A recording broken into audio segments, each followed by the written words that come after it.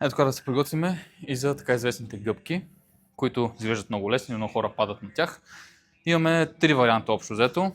Кой е по-сложен, сега ще видим. Единият е да наредим подувки. Разбира се, колкото по-лека е, толкова по-лабилна става и толкова по-лесно може да стъпиме и да паднеме. Колкото по-тежка е, няма мърдане общо взето. Стъпваме точно между самата подувка и дръжката.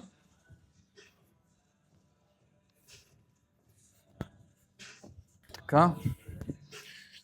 Излизаме. Другия вариант, още по-сложния,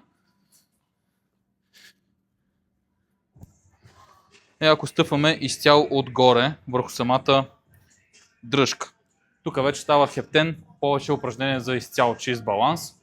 Хубаво е да го правите с по-тежки, защото когато е по-малка има вероятност да си изкълчите глеза, например.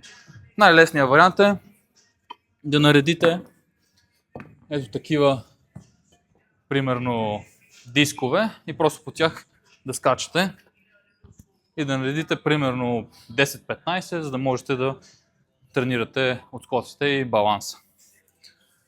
Вие решавате.